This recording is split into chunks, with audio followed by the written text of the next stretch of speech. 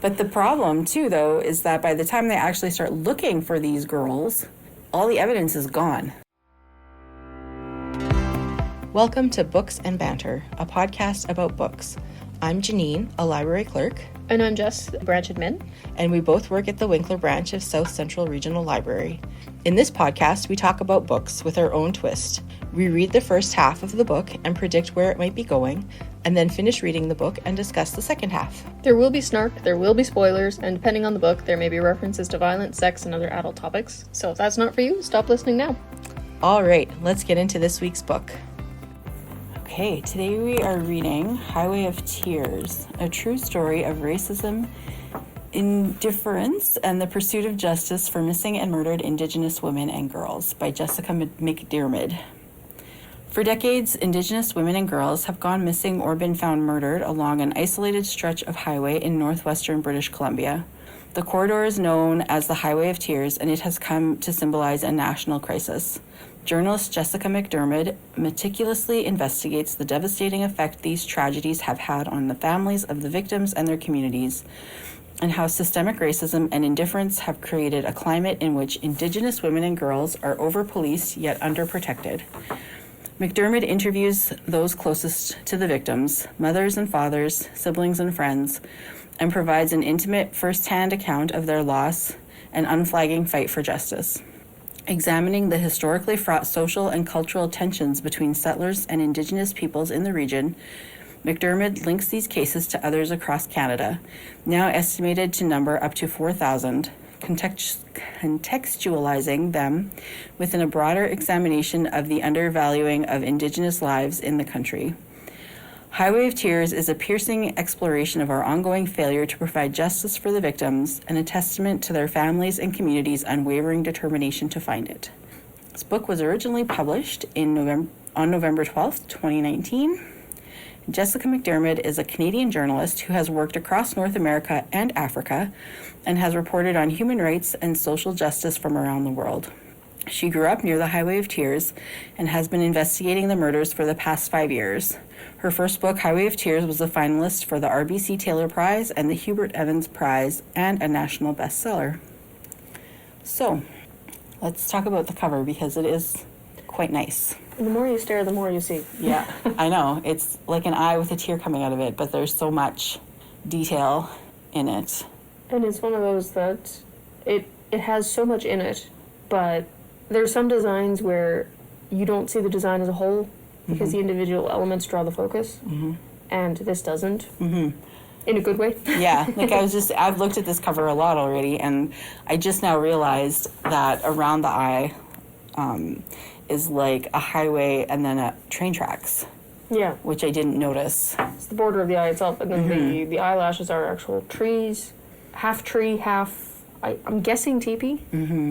And the actual pupil of the eye is I'm going to say bird of prey. It looks, I want to say eagle, but like something you would find in a teepee. Teepee? Not a teepee. Totem pole. Totem pole. My bad. Yes, it's that kind of design. Yeah. And I was trying to think of what Native American tribe that actually is, but I'm drawing a blank on it because it's Monday brain. Yep. And then the it actual is something on the West Coast. It's West Coast, yeah. Yeah. And then the actual tear from the eye, which I didn't see before in the smaller thumbnails that I've seen, that has a, drawing a blank. Monday brain has kicked in hard. Sorry, I have to look a little closer. It's a girl. Yeah, it's got a girl in the actual tear, but there's something in her head. The thing in her head I'm still trying to figure out. Huh. Because I don't totally understand why you just take a Well, yellow. it's like yellow here and there. Yeah. If anybody can make sense of it, leave it in the comments. We're going to stare at this till we do the second half. Right? All discussion has gone because we're trying to figure out what the heck this is. Maybe it's just for design purposes. Maybe. I don't know. It's gonna bug me now. From far away, to me, it kind of looked like a cross. Like the top half of a cross with one arm missing, but... Not clear enough, I don't think. No, but like this just from a distance. But like I can't... No, if you can figure this out, let us know, because this will legit bug me. But no, the rest of the cover is orange. Yeah. But it's very well done. It is. It's a nice cover, actually. I have to say, this book is one I saw here when we first got it, when it first came out, and I was like, oh, that sounds really interesting. And I think I checked it out, and I never read it. And then I was like, I wanted to read the book. So one day I found it for, like, a really good price on Book Outlet, so I ordered it. And it has been sitting in my closet for a long time. And I don't know, without this podcast, if I would have ever read it, to be honest. That's the thing. When it comes to a book like this, where it's racism, indifference, pursuit of justice, missing, murdered Indigenous women, it's heavy. It is heavy. And yeah, there is always a book that's going to be a little bit lighter. Yeah. That if you're just reading on the weekend, you're probably going to pick that one up first. Yeah. And, like, while I think this book is important to read because yes, definitely. It's very eye-opening, it's yeah. With everything going on these days, and the cost of living, and the war in Ukraine, and what's happening in the Sudan, like, it's there's a point where it's a lot. To quote Cody Brown from Sister Wives, it's not all beer and Skittles. Can we never, ever bring him up ever again? But I love that phrase, it's not all beer and Skittles. Yeah, but that's not from him originally. It's not? No. Oh, that's where I heard it the first time. I believe Colonel Sherman T. Potter said it in MASH. Oh, okay then. I've watched MASH too many times. They had Skittles back then when MASH was being made? Skittles is a billiards game. Oh, I was thinking Skittles like the candy. Learn something new every day. Oh, goodness. Anyway. No, I do not know when Skittles the candy actually went into production. For all I know, that is actually what that guy is referring to. That makes more sense the other way, though. Because why would you have beer and candy? Because you're having a bad day. This book is going to make me afraid to let my girls go out anywhere by themselves ever, I think. It's the kind of book that makes me make my kids, the non-existent ones, sign up for self-defense classes. Yeah. Which, frankly, I think should just be a thing. When I have kids, they're all going for self-defense classes. Boys, girls, doesn't matter. Although, having said that, my children are both white, blonde. Prime kidnapping targets? But also, like, prime media coverage. Yeah, but you can't depend on the media. Well, no, but I'm saying that. Yeah. Like, even you could see... They are not the most at risk for being ignored by the system. Yeah. You can see the disparity when she writes about it when an Indigenous woman goes missing as opposed to a white woman, and the way that people treat them and the way that the media covers and, like, the help that they get. And if it's a blonde 23-year-old, it's an APB, and all resources are used to find them. Throw everything out. Let's help this family out as much as we can. And so a white woman had gone missing in the same area, and the police didn't even want to associate her with the other cases. Yeah. And I was like, well, you don't know. It could be the same. But yeah, it's just like this comes up time and time again in true crime often. Why don't police believe parents when they say, it is not like my kid to do this? Yeah. Because 98% of the time that is true. Mm-hmm. There's the odd time when, kids have secrets from their parents that they don't know. But so much of the time that's true. And, they're just a runaway. The amount of true crime cases I've listened to where it's a kid who's gone missing, they're just runaway. They'll be back, whatever, no big deal. And then they're never seen again, or they end up murdered or whatever. Drives me bonkers. Yep. I was furious for 95% of this book. And the other 5%, I was fascinated by the tree planting. It's good money making. I had friends in college who went tree planting. Mm-hmm. Anyway, sorry. The degree to which the police did nothing boggles my mind. Yeah. Because I don't understand how you as a person could ignore it. Mm-hmm. Or not put your full effort into it. Right. And I understand, like, there was the one guy who was doing the work of 4 people and who basically quit because he had a breakdown because he just couldn't. Mm-hmm. I understand that. Yeah. But some of the quotes from the police officers where I'm like, are you even human? Mm-hmm. What is wrong with you? Mm-hmm. Like, I don't understand racism because it boggles my mind why you would put that much time and effort into hating somebody. Yeah, because of how they look. Because of how they look, because of their ancestry, Mm-hmm. because of, like, I just don't get it. Because, I'm sorry, I don't have time to be racist. And plus, why would you? There's nothing to gain and everything to lose. Mm-hmm. The logical point of the part of me, which is admittedly a good 95%, doesn't understand why you would be racist. Yeah, well, because of stereotypes, for one thing. And that's something that comes up because, you know, with indigenous people especially, there are a lot of stereotypes. And then you hear, oh, stereotypes are stereotypes for a reason. They don't get that way for nothing. And so suddenly they've been lumped into this category of people. The police don't trust them. They don't trust the police. It's just, like, it's a bad situation. Well, I understand why they don't trust the police, frankly, because what has the police ever done for them? if you're selected for random checks on a significantly higher basis, I think it was something like 5-1. Yeah. Yeah, that's harassment. Yeah. If you are vilified, your just basic existence, and you're, as it was said, over-policed and underprotected, why would I trust the police? Yeah. Like, you've proven time and time and time again that even if you do put any effort into it, it's not for long. And you're still not keeping the families updated. Yep. Like, Yeah. it's just...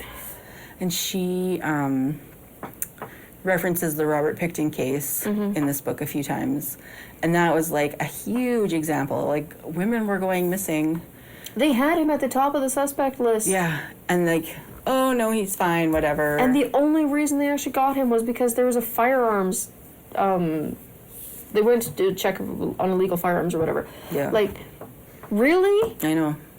Oh, women are going missing. Women are turning up murdered. Oh, that we're not actually going to put any effort into. Well, But there's a gun where there shouldn't be a gun. They're just prostitutes. Like... Drug addicts. So what? They're still people. They're people. Yeah. I know. They don't deserve that. Like... Yeah. And just pisses me off.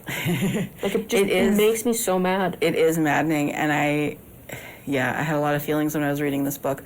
I did it seemed to me like she was trying to tell both sides of the story. Like, she was talking to police officers as well as the families of the girls, although a lot of the police officers she's talked to were, like, more of the good guy police who actually gave a crap.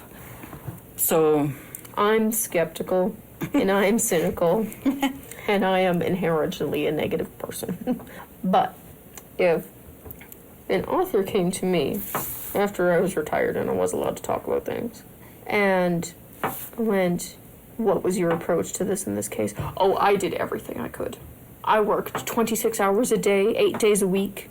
Like, I think there is, and don't get me wrong, I'm not saying all of them.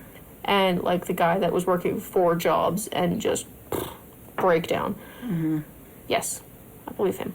Yeah. Because the burden of proof is there. But I do feel like what they may consider doing everything and what is actually doing everything, like, put it this way.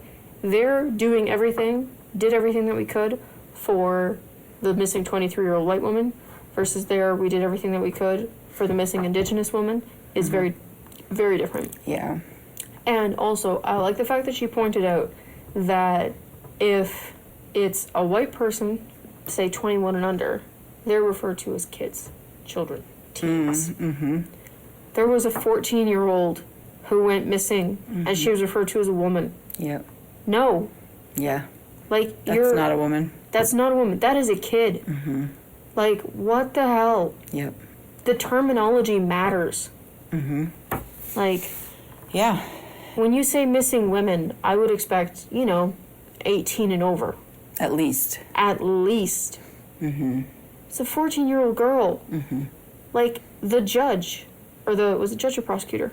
I think judge. That was convicted. Yeah, that was a judge. Of raping how many women? Yeah. Some of them were 13. That's not women, that is child. Yeah. Like... I know. No. It's heartbreaking. And don't get me wrong, it's bad no matter what. Mm-hmm.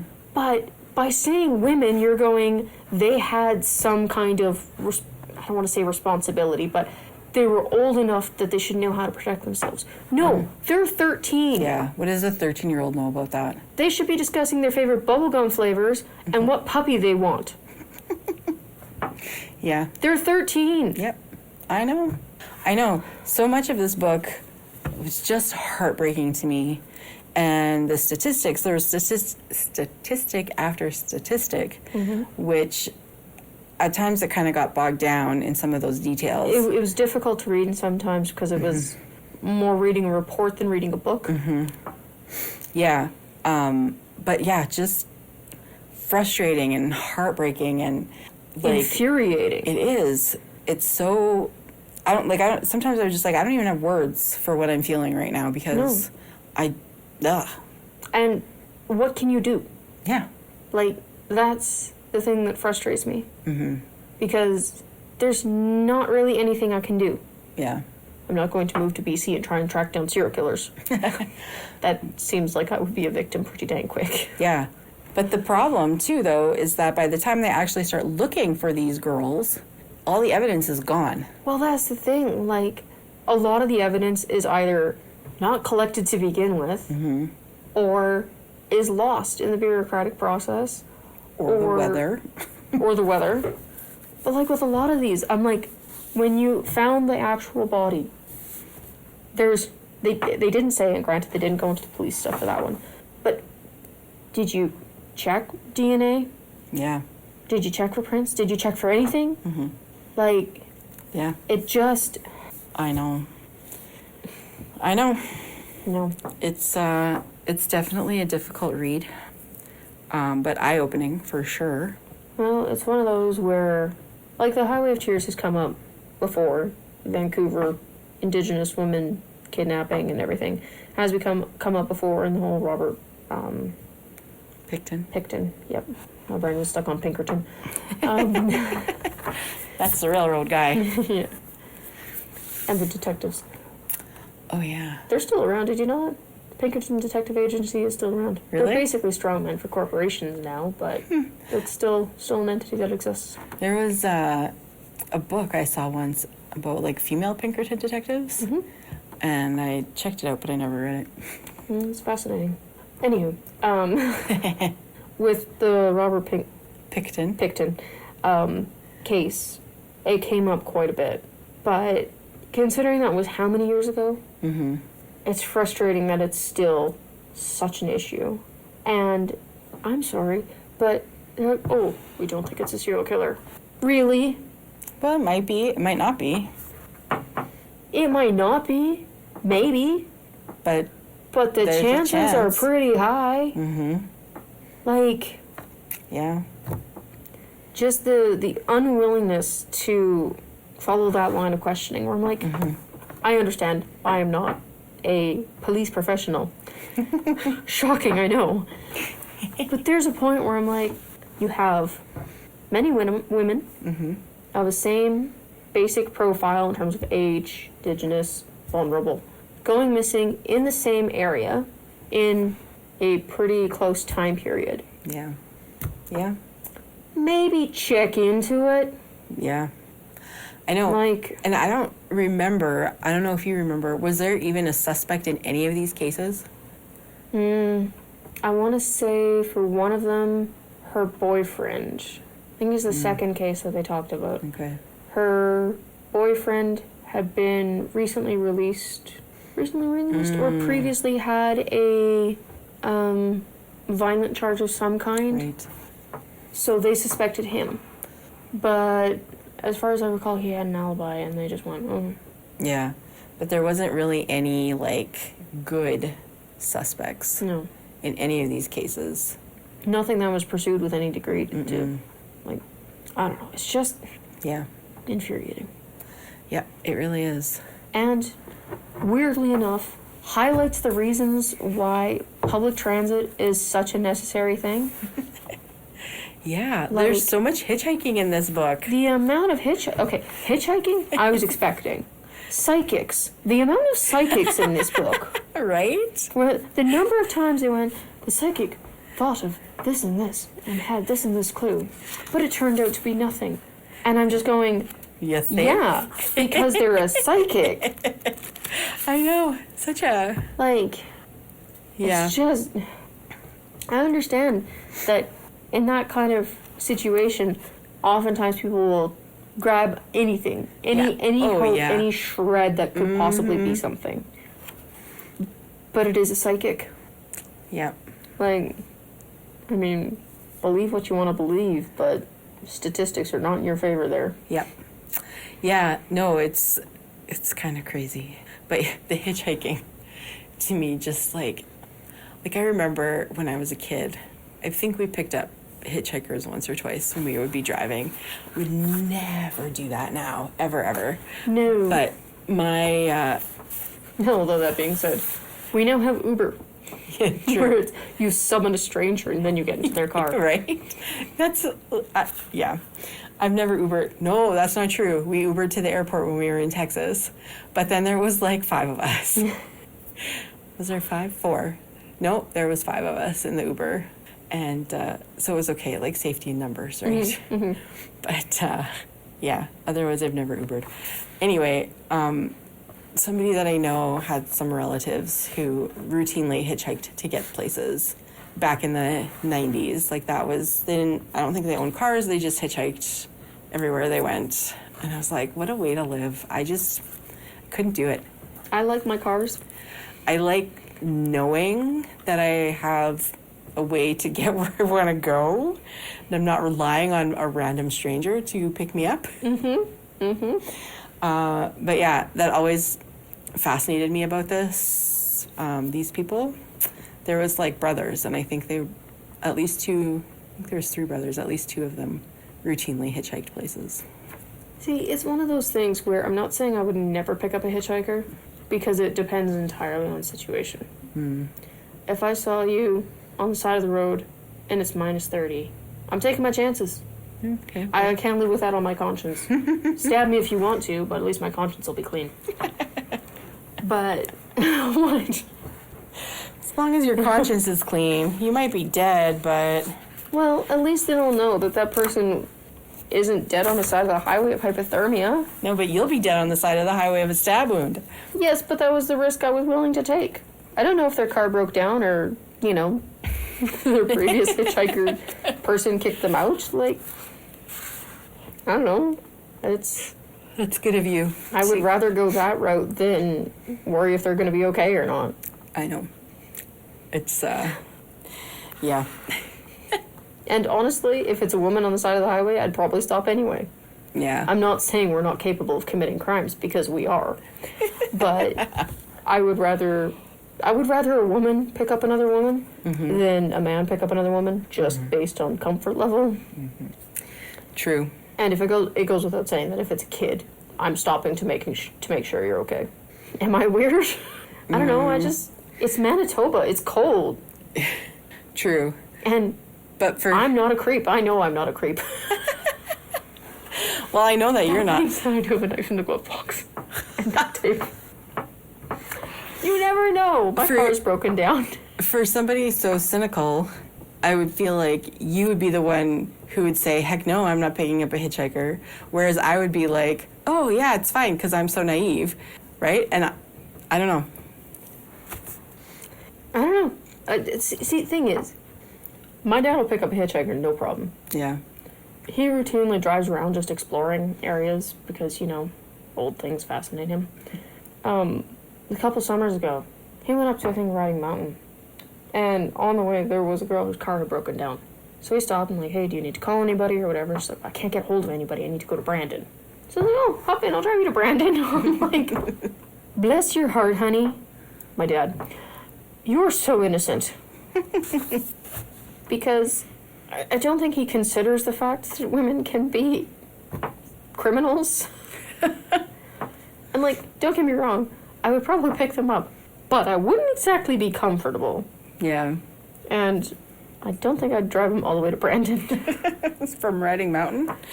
Like, That's a bit of a trek. it was like hour and a half, 2 hours, where I'm like, I will drive you to a safe place, Yeah.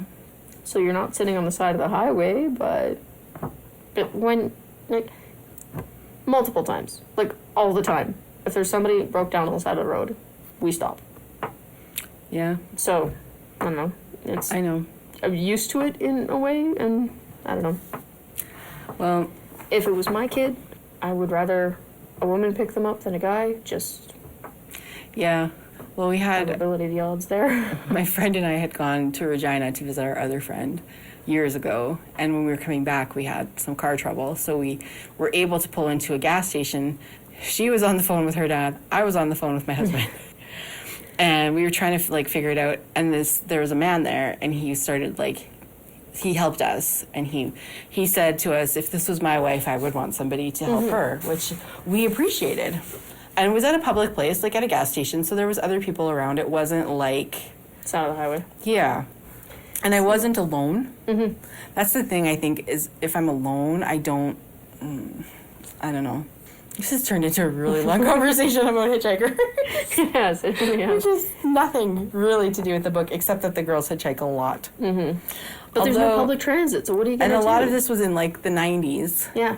Or, like, at least the first few cases when that was a more common thing to do, right? Yeah. We wonder why there's so many serial killers those days. Right? I know. It's true. It's a little bit ridiculous. I wanted to read a little bit about the RCMP, though, because this was sort of fascinating to me. So it talks about the RCMP in British Columbia has jurisdiction over more than 80% of the province. The paramilitary culture of the RCMP hasn't adapted along with its evolving role. So I guess they started off as more military than police. Numerous reviews, reports, and inquiries over the years have singled out the force's culture, called horribly broken, dysfunctional, and toxic, among other descriptors, as a major factor in a litany of scandals that have enveloped the once iconic force, from cover-ups to investigative failures to endemic sexual harassment to a rash of suicides among members. An investigation by Global News published in January 2019 found more than $220 million has been spent in the past 20 years paying for lawsuits and legal settlements, inquiries and reports, and employee claims. $222 million. And just think how much good that money could have done. Yeah. How many people could that have fed? Yeah. How many cases could that have solved because you're authorizing overtime now? Right? Like, the amount of money, mind-boggling to me. What's mind-boggling to me is, was there commissioner? I'd have to go and check. The judge that was convicted, the chief of the RCMP, or commissioner in the area, did not believe until he was convicted, and even a little bit after, that he had actually done all of that. Yeah. Like, it's crazy. And he said something along the lines of, if we listened to every single complaint about our members, we'd never do anything else. Well, that's how you know you got a problem, buddy. Right? Like, I'm not saying you have to file an investigation every time a Karen's, but my God, if you have that many, like, come on, you need to be investigating. Because that is incredibly concerning. Yeah. It is. It's just... I don't know, this whole book, like, I wouldn't say that I'm enjoying is the wrong word. No. But it is very interesting to me. I know you were saying you didn't really love how the book was written, like the style of it, right? The style of the writing, I'm having a difficult time with, because it's very, like, it's statistic after statistic after statistic, and I understand that is one of the ways you can actually punch home the degree to which marginalized populations are not being served and not being treated fairly. But it felt a little bit like reading a compilation of articles, which I've been having a little bit of trouble finding the, I don't want to say the storyline. The flow? The flow of it, yeah. Now that you say that, I totally understand what you mean. Like, it's very interesting, but, like, so far it's been separate chunks of information. Yeah. It's not connected into, I don't know how to explain it. Like, it's still good, don't get me wrong. But I'm just having trouble with the actual formatting of the book. Yeah, I could see that because it is, like you say, it's like, well, okay, here's this girl's story. And now suddenly we're over here telling this girl's story. But how did we get from A to B? Yeah. There's no, like, logical... And then suddenly we're telling all these stats. And now we're back over to A. And then suddenly we're at C. The one that really threw me off was it Alberta? The tree planting girl. Oh, yeah. She was relatively out of the blue, I found. Yeah, and I didn't realize at first that she was white. Yeah, me neither. Until and at the end, I'm like, when they were talking about the family was feeling guilty because, well, they did not want all the resources poured into finding her, obviously, because it's still your kid. You do want to move heaven and earth. Yeah. They were feeling guilty that they were getting all of this attention and help and everything when other girls weren't. Yeah. And I didn't realize until that point that she was white. Yeah, Or I know. I'm like, could mention that.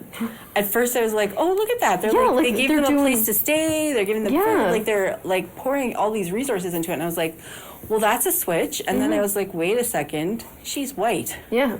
And that's, So it kind of, just a few things like that just throw it off a little bit. So. Definitely a very eye-opening book. I don't want to predict the second half. I feel like it will be more of the same.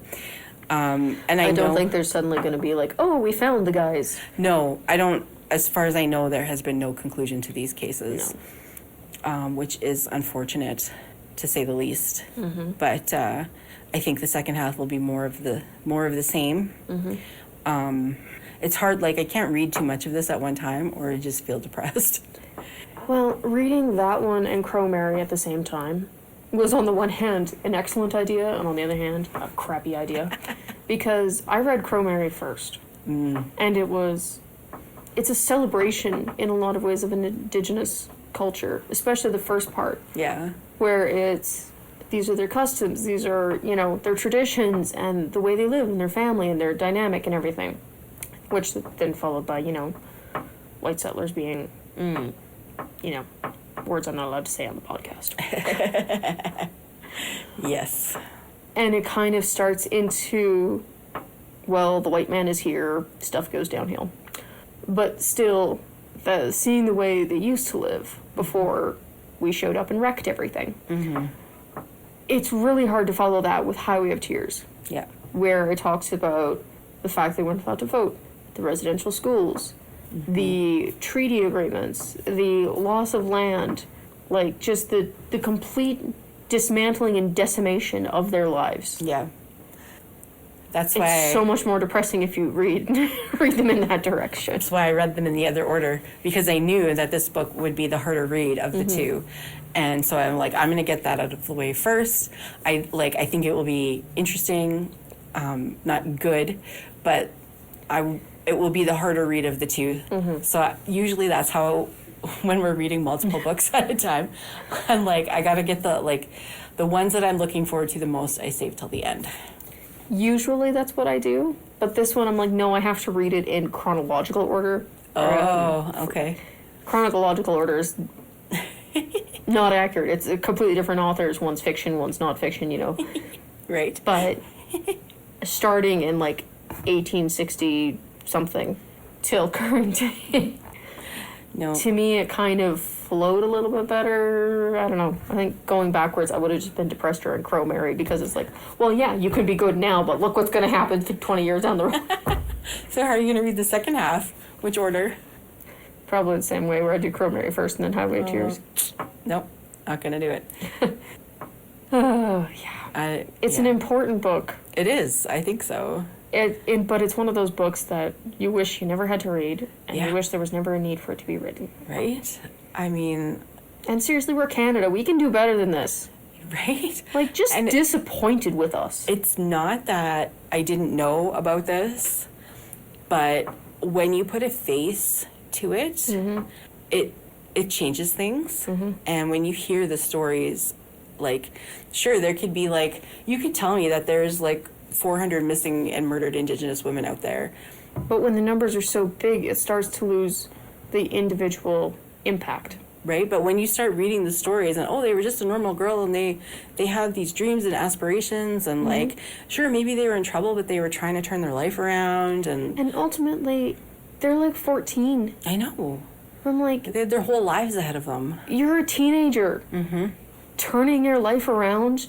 Your life barely got started. Yeah, that too.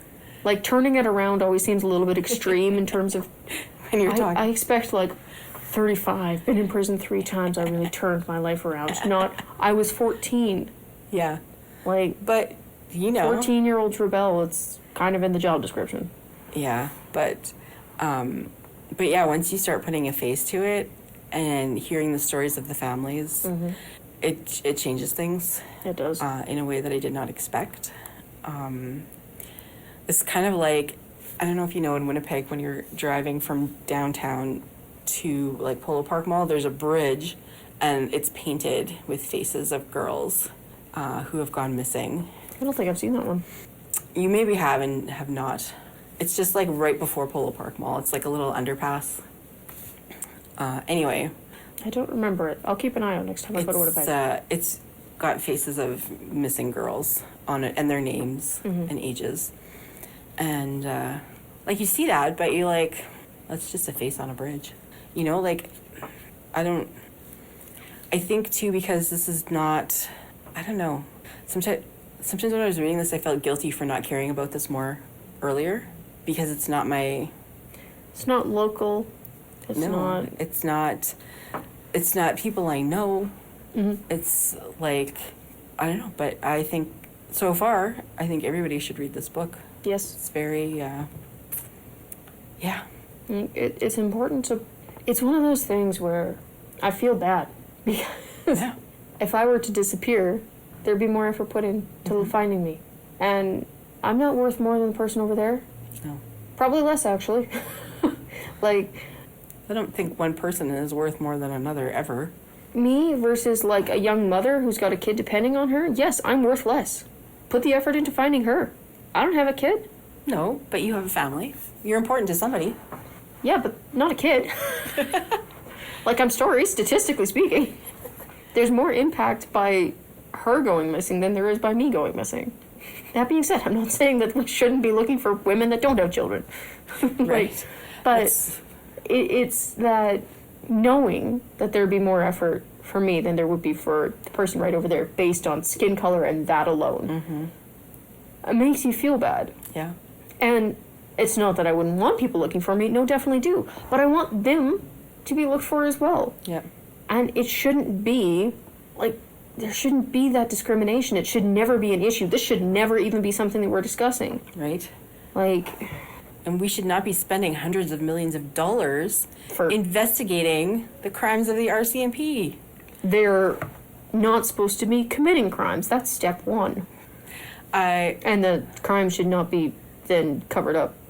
I apologize to any RCMP officers. I know there's good ones out there. Well, I don't want to lump you in all in the same basket, right? But it's just when you systemic issues within the organization. And when you read a statistic like that, it's just the amount of money and the things that could have been done with that money.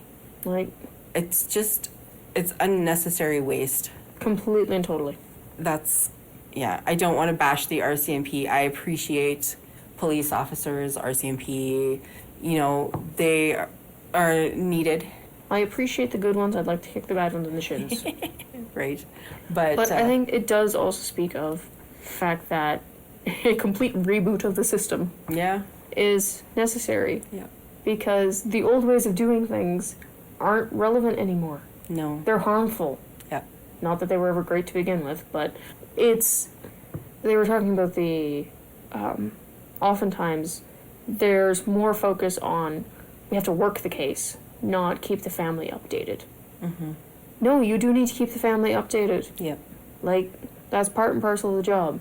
And updating that mentality goes a long way to helping the family actually go, like, okay, they are working on it. Mm-hmm. You know, they've got that part covered. Here's what I can do. Yep. Which, I don't know. Yeah, and so often you hear these families were not communicated with, and they're out there running their own investigations, essentially, because the police either weren't doing anything or they weren't telling them anything. Or telling them they were doing anything. Yeah. So how are they to know? They gotta, you know, I'm not just gonna sit around while my family member is out there who knows where, doing who knows what, or with who knows who. Yeah. And just do nothing about it. Like, no way. No. My kid goes missing. I'm doing everything I possibly can to find them. Exactly. So. No, it's, I think, a complete reboot of the system and break it down, start rebuilding it from the ground up kind of deal would be helpful. That being said, my kid goes missing, I'd probably go into a catatonic state. Would be not physically able to search for them. Well, you never know how you're going to react in that kind of situation. True. It's not something you ever want to find out. Yeah. That's the reality of it. Yeah. So, but I'm assuming the second half is going to be just as depressing and infuriating and frustrating as the first half. Yep, I agree. I want a happily ever after, and that's not going to happen. We know at this book that is not. There's no happily ever afters here. No. Yeah, I don't think we're going to get a better ending than that. We are back with part 2 of Highway of Tears by Jessica McDermid. So, I have to say, first off, I enjoyed, as much as one can enjoy this book, I enjoyed the first half more than the second half. I don't know why, I just felt like it read a lot faster. And maybe it was the personal stories that I liked. I'm not sure. For me, the second half, I was getting confused. Partially, nothing to do with the information itself, just the way that it was organized. Because it went from, like, 2012 back to, like, 2006 with the symposium, back to, like, 2008, and then back to 2011 or something like that. Yeah, like, it was back and forth a lot where I'm like, wait, where am I? What's all happening? She jumped around a lot in the timeline. I found and maybe that's partly why, too, that I didn't enjoy it as much. Made it a little bit more difficult to follow it. Yeah. So. There was more talk of the action also, like, what are we going to do to fix this and whatever. And I think, too, for me, that was kind of frustrating because it feels like this book was written in 2019. It's 2024. Have we really come that far? Considering the symposium was in 2006. Yeah. When I was reading that chapter and they were going through, like, going to have a bus service. We're going to have a network of, public workers that would help, pick up people that are hitchhiking. We're going to have more emphasis on communication and connection and everything. I'm so cynical. But I was reading through that and went, yep, that's never going to happen. No. And it's depressing because they were all good ideas. Like, they were all something, like, it was practical ideas that would legitimately help this issue. Yeah. And there's a bus service now. And for a while, they did a better job of actually communicating with families as to where the state of the investigation was. But ultimately, it's resulted in very little out of the list of actionable items. And all of the focus on this area in BC, this is a nationwide problem. Yeah. So it's not just BC. So if things are not happening in this area, what hope does the rest of the country have to make any progress? And if you look even in Winnipeg, like, there's a guy on trial right now for killing 4 Indigenous women. Yeah. And burying them in landfills that they don't want to dig up because I don't know why. Like, let's give those families some closure. Exactly. I think it was maddening to me that, this book was 4.5 years ago, came out. We're basically at the same point. Yeah. It feels like to me. Maybe I don't know all the work that's being done. I haven't followed it that closely. But this is still happening. But it's frustrating to see the same issue in the news. Yeah, constantly. Where it's, again, an Indigenous woman goes missing, and if she were blonde hair and blue eyed, the landfill would have been dug up already, and this never would have even. Yeah. And then, like, there was a young woman in Winnipeg, and she went missing, Tina Fontaine. I don't know if you know that case. There's a book that I read about her. I think it was called Red River Girl. I remember something about it, but no. She was found in the river, anyways. Right, yeah, it was mentioned in this book too, wasn't it? Yeah, I think briefly. And the guy... 2014? Maybe. I don't remember the dates, but the guy, there was a man convicted for her murder, and then he got acquitted. And I don't remember why, but, like, probably it was a technicality or something that, like... Well, you never know. Like, that's the thing. And the thing is, that's frustrating, is they take so long to start looking into these things that all the evidence is just gone. Or what evidence they've had, they've lost. Yeah, exactly. Like, the number of times in this book where evidence was lost, leads weren't followed up on, there was a suspicious character, and they just went, huh. Yeah. Like, if it's frustrating for us... Yeah. How much more so for them? I am assuming the families are just insane with this frustration, because, like, I don't understand. It's a human life. How are you not placing any value on that? I don't get it. How are you not doing everything that you can do? Yeah. I can't fathom that. Yep. Like... Yeah. Can I read you some things from the book that I was, like, writing notes, and, like, I was so... I can see you've got a fair amount of... Yeah, I know. But this has to do with the investigation. In missing person cases, police were operating blind. It lost the advantage of being a timely response. The creation of a task force is itself an acknowledgement of a certain degree of failure, leaving investigators to stopgap previous oversights. Their job is that much harder because they not only have to pursue people who have few, if any, rules, but also mitigate the deficiencies of earlier investigative missteps by their own people. To be a homicide investigator, you need to assume that you are smarter, faster, more resourceful, more diligent, and craftier than the psychopath you are pursuing. To be on a cold case task force, you need to believe all those things, but you also need to believe about your own people that they effed up. Yeah. And then he said, somebody who reviewed several of the files said his impression of the earlier investigations was that officers did their best. You got to realize that techniques change over the years, he said. A lot of the original interviewing and stuff was done by street cops, people with limited investigative skills. So a lot of the initial interviews were sad, really not what you'd expect in a city like Vancouver. But they did their best with the limited resources they had. In the ones I looked at, we didn't notice any real F-ups. And I was like, really? You didn't notice any screw-ups? That's the thing that I found so frustrating about the second half.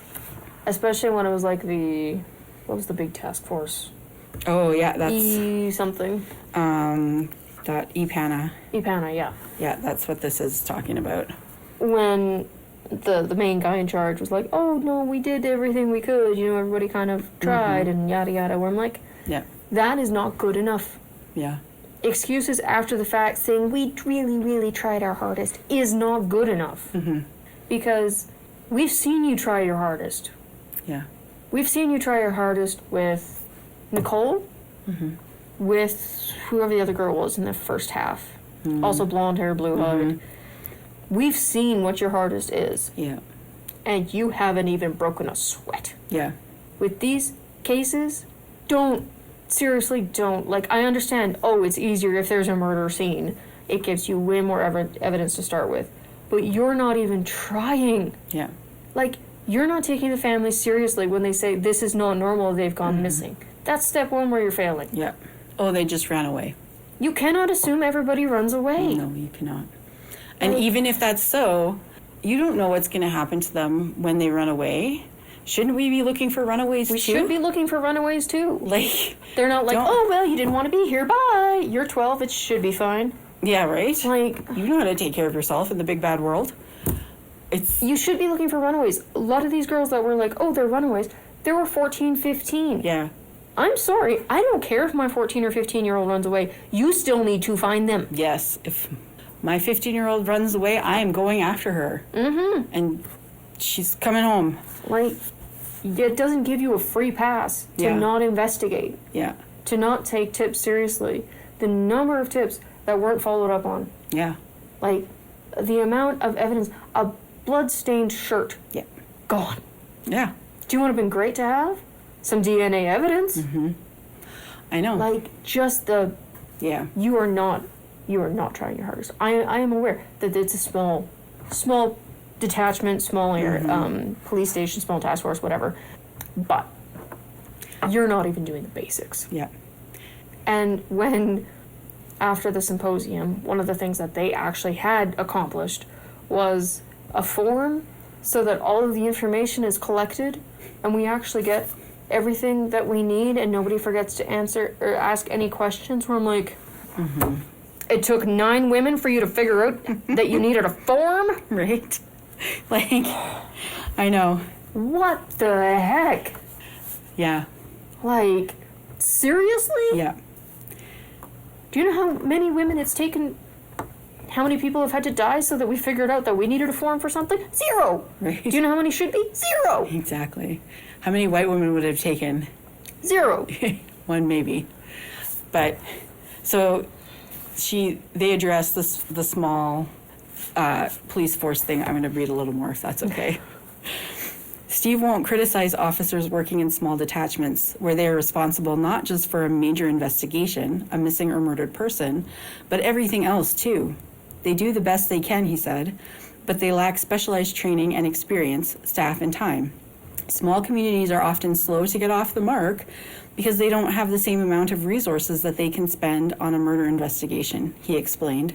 So they're more easily dissuaded from thinking, this is a murder, or could be a murder, or could be something we need to be alarmed about, as opposed to, it's a troubled young woman who in all likelihood has run away. Statistically, the latter is usually true, apparently. And even if that's true, You still need to be looking for them. why are we not investigating these cases? Because how much does it take for a runaway to become a murder victim?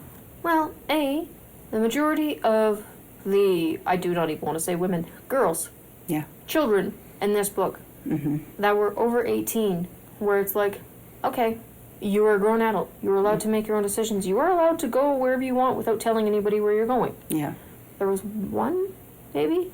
95% of these cases were children. Yeah. Plain and simple. They were kids. Yeah. I And know. the fact that you don't feel the need to look for runaway kids Right? if they're Indigenous Right? is a major red flag. And I'm sorry, I understand that, yes, as a small police force, you may not have time to do everything.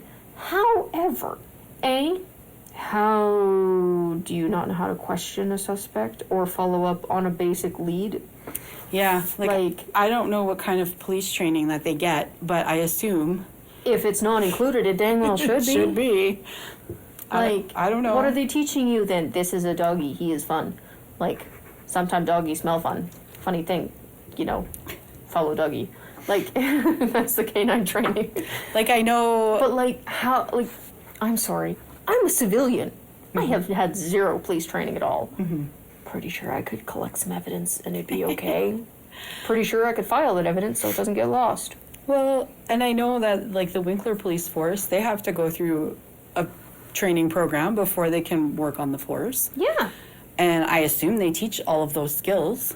Oh, fun fact. The more time spent training police, it has a drastic impact on the amount of crimes committed by police and the amount of police shootings.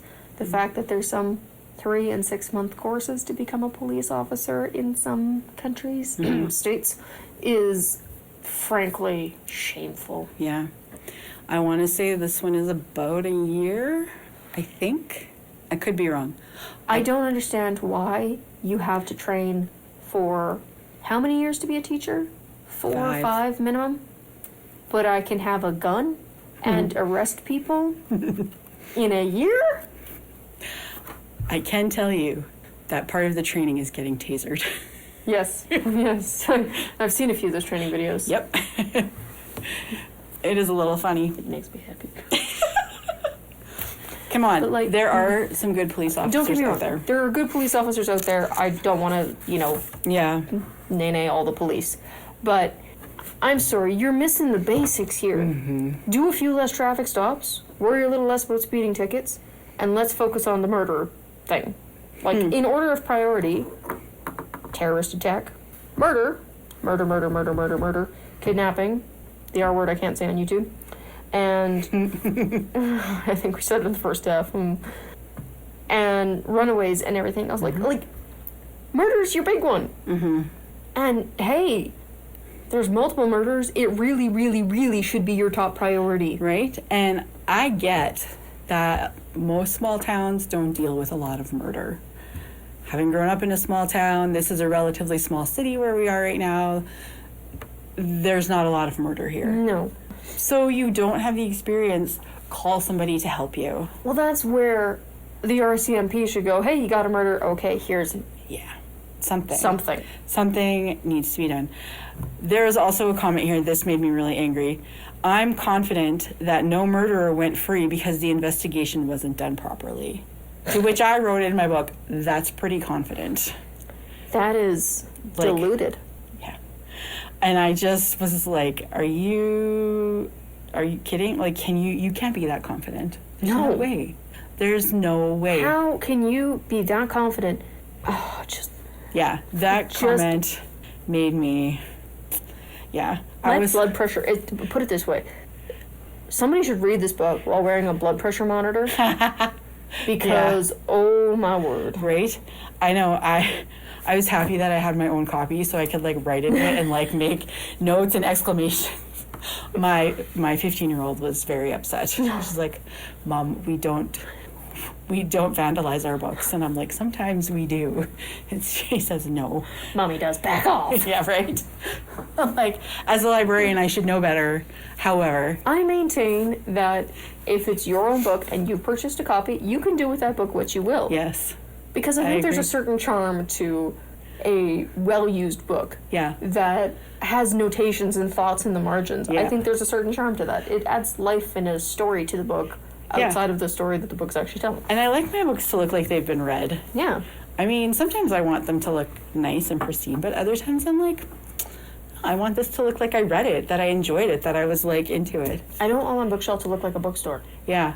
So, like, I think I mentioned this on another episode. There's a guy that I follow. He's a bookstagrammer, and he, like, when he gets a new book, he, like, starts smoothing out the pages from, you know, like, so that the spine doesn't break. Mm-hmm. So he goes from, like, side to side, a few at a time, whatever.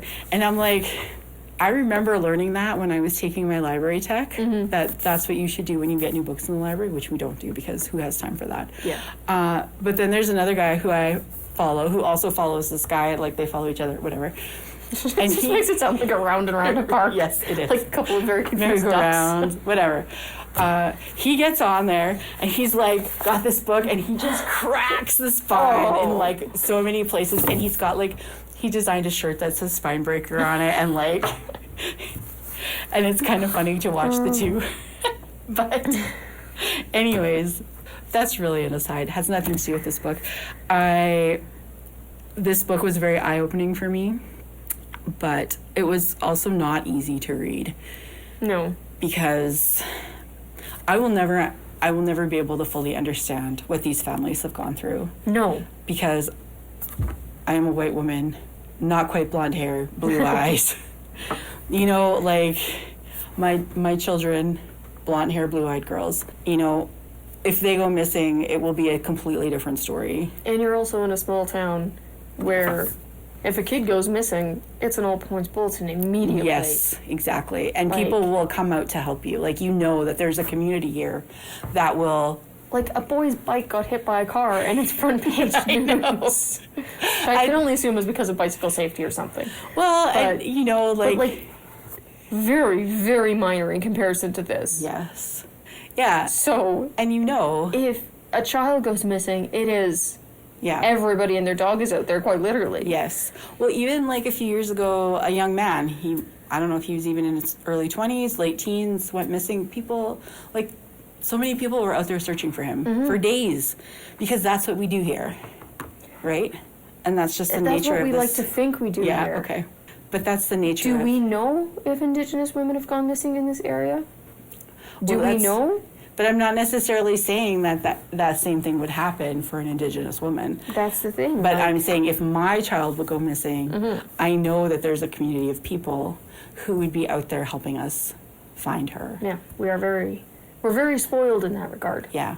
And that's... As much as we complain about what the police are and aren't doing, Yeah. the reality is there is a very, very statistically high probability that for us, we would get the good cops, the vigilant version that would do everything that they can. And my experience with police in this area is that they're good people. I mean, I don't know a lot of police officers, but I've encountered a few. Janine, do you have stories to tell? No, not really. Although, Illegal street racing. one year at Christmas time, we were driving through Morden, and all of a sudden, police lights were going on behind us, so we pulled over, and a police officer gets out of his truck and comes to the car, and he's like, "So you got some kids back there. How many kids do you have?" And we were like, 2. He's like, "Okay, is it okay if I give them some Christmas presents?" And we were like, "Okay." So, like, 4 wrapped gifts for the girls. You know, like, that doesn't happen everywhere. That doesn't happen everywhere, no. Like, it's... And so, like, I mean, that doesn't say, but it seems like something a nice person would do. You wouldn't expect, like, whatever. But it's a bit of are my taillights out? I know. The signal is working? Like, we were like, what did we do? We didn't do it. Like, we were a little bit baffled. And it was Christmas, so we were like, well, maybe just due diligence, like checking. Just standard. Anyway, but, like, they do things like that, and they're, you know, involved in the community a bit more and things. And so that's all. But, like, we'll never understand, the impact that residential schools have had on family and culture. The atrocities that have gone on that have long-lasting effects throughout the following generations, and how that impacts your socioeconomic standing, your outlook on the world. I mean, honestly, it sounded like some of these girls were way more cheerful people than I would be. I'm not a cheerful person. I'm cynical as heck. I think that's been well established. Yeah. If you tell me there's a rainbow, I'll tell you there's a cloud. How did that rainbow get here? It had to rain first. Have we really looked into the motives behind the rainbow? It seems suspicious.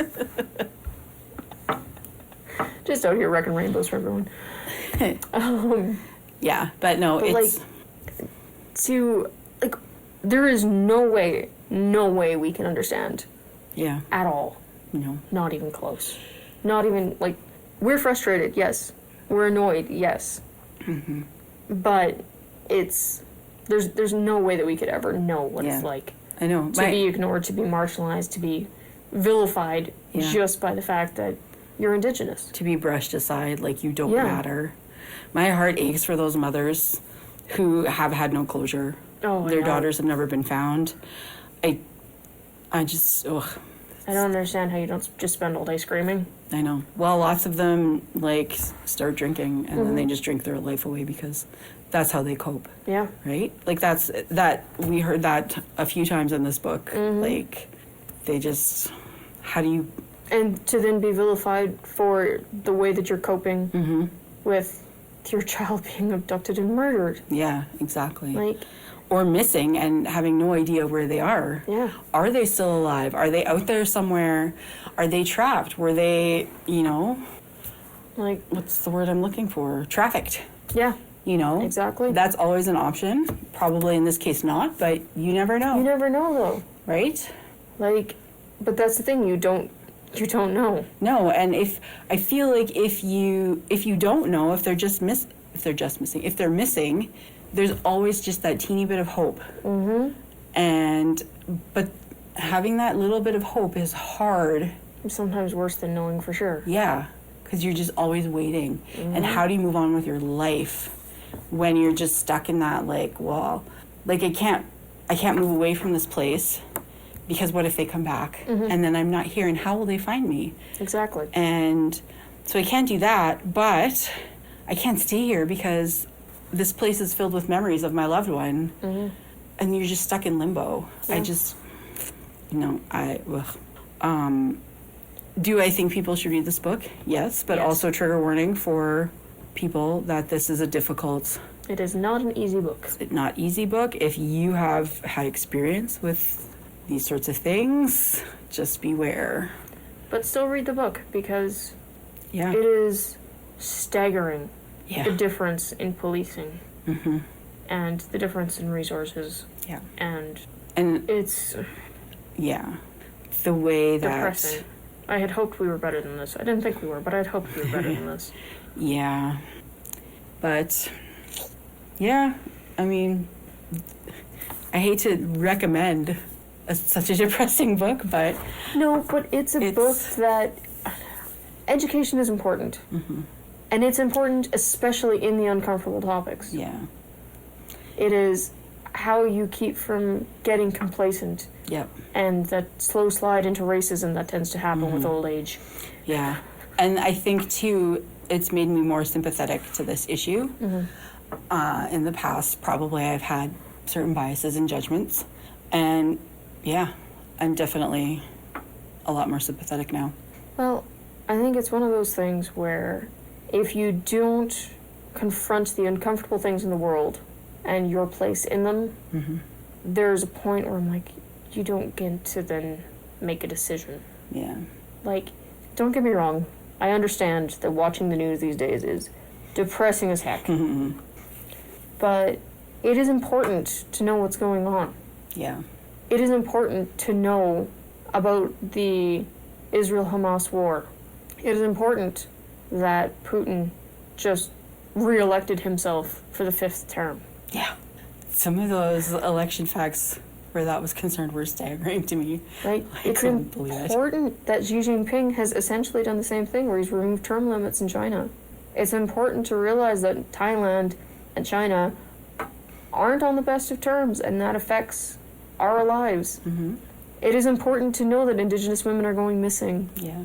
And it is important to realize that the response that you get from the police and going, oh, well, they've always been lovely to me, does not mean that they've always been lovely to everybody else. Your experience, while you're not vilified for having a good experience, it's like one of the gentlemen at the symposium said, I think it was Nicole's father, said, I never realized I was one of the lucky ones. Yeah. Yeah. And That his daughter had gone missing and he had gotten the response that he got. yeah. And I like to think that all police officers would treat people equally, but I know that that doesn't happen. No. I mean, we're all guilty of that to some extent anyways, but yeah, it's... How are you going to understand or empathize with another culture Yeah. and understand why they're making reparations, why Truth and Reconciliation Day is important? If you don't see their stories, you don't see them as people. And you don't realize that this is an unfortunate reality of life for them in a lot of ways. Yeah. Like, Yeah. unless you're able to literally walk a mile in their shoes, which we can't, how are you going to realize? You have to read books like this. You have to read the uncomfortable things. Yeah. Because life isn't sunshine and roses. It's not. It's mainly dung and rain. It's not all beer and Skittles. Nope. Now that Janine knows what Skittles is. Well, I forgot what Skittles are. It's like billiards. All right. We were trying to explain the game of pool to our 7-year-old yesterday. Oh, good luck. And he's like, what's pool? I'm like, because there's a sign in Morden at Rocks that says free pool Wednesday nights. And she was like, what's pool? And we're like, it's not the kind of thing you can swim in. Oh. She was disappointed. But, yeah. Do you have any interesting facts for us, Janine? Yes, interesting. Not fun today because nothing about this is fun. Nope. So I chose to focus today on some Manitoba cases and facts about missing and murdered Indigenous women because I thought let's bring it close to home because even though this book focuses on an area where this happens a lot, this does also happen in our own backyard, so let's talk about that. In 1971, Helen Betty Osborne, a 19-year-old Cree woman with hopes to become a teacher, was brutally stabbed to death with a screwdriver in the paw. The entire town knew exactly who had committed the senseless murder, but due to racism, sexism, and indifference in the community, they kept their mouths closed. Helen Betty's story was brought forward in the 1991 Aboriginal Justice Inquiry, where it was found that the main factors in her case were racism, sexism, and indifference. And again, in the final report of the National Inquiry into Missing and Murdered Indigenous Women and Girls, with references to the prolonged extent to concrete actions taken to preventing violence and genocide against Indigenous women, girls, and two-spirited peoples. So that was a case I heard about recently on a podcast. It was a podcast about a different person, but they brought this case in. I thought it was interesting because, yeah, you can tell when they're talking to people, people know what happened. They're just not going to say it. Yeah. And how are the police supposed to do their jobs if people aren't going to talk to them about it, which is also very frustrating. Anyways, 2 options of a new specialty license plate to raise money for the families of missing and murdered Indigenous women, girls, and Two-Spirit people are now available to purchase in Manitoba. Each plate costs $70, with $30 going to Kanichiik. Sorry if I totally butchered that. A Winnipeg resource center that offers programs to Indigenous communities. The funds are to help with education for students who have had a family member who was murdered or reported missing. The plates are designed with a red dress or red handprint. And so that was December 2023, which is just recently. I think I actually saw a few of those this weekend. I have seen a few. I was looking at them like, red plate. I don't know what that one is. Yeah. It wasn't the fire department. I've seen a few of those too. So I have some stories of a few cases of women who have gone missing or been murdered, but I also want to share a few facts, statistics. So 81% of the cases in Manitoba are murder cases, which is considerably higher than the national average of 67%. So whether they're missing or murdered, which I found interesting. And so if you're looking at the age groups of the missing and murdered women, for missing, Manitoba 18 and under is 31%, and 19 to 30 is 38%. So that's over half are under the age of 30, which is huge. Like they're young girls, so calling them women is mischaracterization, right? And murdered, 19% 18 and under, and 38% 19 to 30. So again, that is like half, which is just crazy to me. What else was I going to share from here?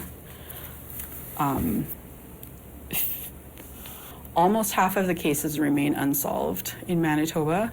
45.3% are still unsolved. 51.6 are cleared by charge, 1.6 cleared by suicide, 1.6 unknown, and 0% cleared otherwise. So 45% of cases still not cleared, which is crazy to me. That's insane. And then when it talks about the relationship of the offender, 23% is a partner and 8% is an ex-partner, which is a pretty huge amount. The next highest, or the highest number, is unknown, 40%. And then there's things like family, a John, acquaintance, stranger. But partner, ex-partner, and then unknown, which is crazy also. Well, that's one thing I found interesting in this book. I forget what the exact percentages were, but in a lot of murder cases, it's someone that the victim knows. Yeah. And I want to say something like, I don't even remember, a very large high percentage of cases with Indigenous women, it is someone that they don't know. Which just tells you right there that it's the same thing with sex workers. That if society does not place value on these people, predators will target them because they figure they can get away with it easier. Get away with it. Yep. And the reality is that they can. Yep. Because society doesn't see them as people. Yep. And again, they're people. Yeah. Like, they're mothers, daughters, sisters. How do you not see that? Yeah. Don't. Yep.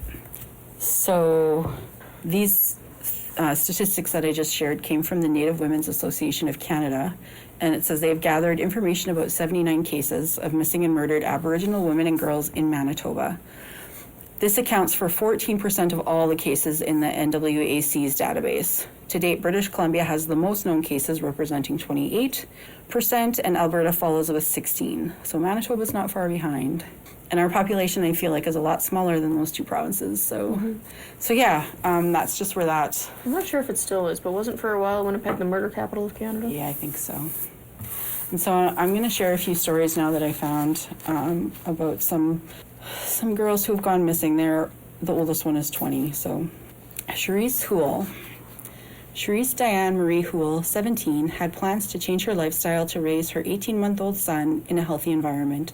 She was reported missing on May 25, 2009. Her body was found by a construction crew working near Sturgeon Creek in Rotter, Manitoba on July 1, 2009. Project Devote, a task force dedicated to investigating missing and murdered persons cases in Manitoba, took over Houle's case. Her family gathered at the steps of the Manitoba legislature to ask the new provincial government for support in 2016. In October 2017, the Houle family spoke at the Missing and Murdered Indigenous Women and Girls Inquiry in Winnipeg. Rosalind Eleanor Gabriel, 20, was found near death at a Portage la Prairie, Manitoba recycling depot around 9 a.m. on January 26, 2014. The last time anyone recalled seeing her alive was around 4 a.m. at a nearby gathering. Portage la Prairie RCMP eventually ruled out foul play in her death, but say the case is still active.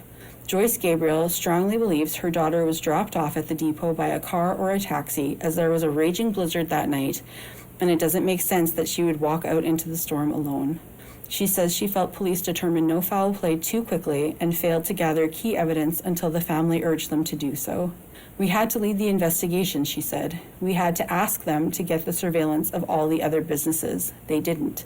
We had to tell them to get the camera video at the recycling place. Tina Michelle Fontaine, 15, was a young girl from the Saging First Nation in Manitoba. She went missing in July 2014, and her body was found wrapped in plastic and a duvet cover in Winnipeg's Red River on August 17, 2014. The Winnipeg Police Service charged Raymond Cormier, 53, with second-degree murder. On February 22, 2018, a jury acquitted Cormier.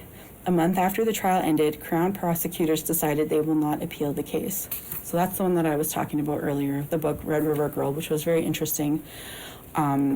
She had come down to Winnipeg, I believe she had some family there, and she was staying in a hotel, and there was supposed to be somebody staying with her, and they left her alone, and she, of course, went out and was wandering the city, as a young girl would probably do, right? Mm-hmm. And so not to say that that person is necessarily at fault, but things happen, right? And well, that's the thing.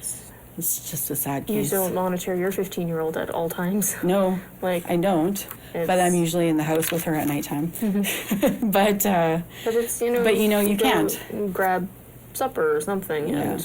Yeah. It's no excuse. So yeah, it's kind of sad, and it's sad that he was charged and then acquitted, and then they're not going to appeal. So they're just kind of leaving it as. Well, that's the thing. Like, what is that? If he didn't do it, he didn't do it. Right. And I don't believe that people should be in jail for crimes they didn't commit. No. 100%. But if you ruled, that doesn't mean you just stop looking. Right, exactly. That's the thing that gets me. Jennifer Catchaway, 18, phoned her mom on June 19th, 2008 to say she would be home in Manitoba's Portage la Prairie that night to celebrate her 18th birthday, but she never arrived. Her parents say they have not spoken to officers in years, but continue to search for Jennifer themselves. In October 2017, her family spoke at the Missing Murdered Indigenous Women and Girls Inquiry hearings in Winnipeg, and they believe the RCMP never handled the case correctly and don't even know who the detective is assigned to her case. On June 19, 2018, Jennifer's 28th birthday and 10 years since she disappeared, her family celebrated and mourned. She would have had a chance to have a family, be married, because she would have been 28 now, said Bernice, Jennifer's mother. Each year, the family has an annual fundraiser to raise money for their summer and fall search efforts. To mark the anniversary, this party had a fireworks show, and the Portage la Prairie Mayor and Council and First Nations leaders were in attendance. So I found these cases on, I believe it was the CBC website. Linda will put the links in the notes for the episode, but there was a ton more cases, and not just Manitoba, but there was all across Canada, lots of cases of missing and murdered women, and you can find all this information and in lots more detail too. I just sort of, the basics here, I thought let's talk about a few of the people who have gone missing, and I cannot believe the strength of some of those family members. I know, that they continue on and to continue to to be able to put yourself in the public eye in hopes that the next family doesn't have to deal with the same thing. Yeah. I don't know how they do it. I know. I do not know how they do it, because I would have turtled I would have turtled years ago. In my shell, goodbye. I know. And they carry on and they keep looking and hoping for answers, and yeah, it's amazing. Like, it's horrible that they have to do that. It is. But it's amazing that they can continue to do that. And even with Nicole's father, the fact that it could very easily have gone the opposite way as what it did. So at the symposium, the Indigenous families supported them as well because their daughter went missing. Yeah. It could have very easily gone the opposite way where your daughter got 3 times the investigation, or 3 times the investigative power than what ours did. Yeah. There could have been resentment there and he didn't. Yeah. Like... Yeah. How they managed to stay, I don't know if positive is the right term. I know. But hopeful and kind. Yep. When it could so very easily go the opposite way is amazing to me. It really is. So. It's really incredible that they can carry on. Like you said, I would be the same. I would be hiding from the world. Yeah, definitely. But, I mean, we don't normally end it this way, but if you can help in any way, donate to a local charity that helps Indigenous mothers or Indigenous people. If you can support in any way, do it. Because we need to do something. This is horrific and shameful and unnecessary. Yes. Like, we can do better than this. We should be doing better than this. 100%. So that's what we thought of the book, but those are just our opinions, and we'd like to hear yours. Leave us a comment. Thanks for joining us for Books and Banter, and thanks to our editor, Linda. We'll see you next time.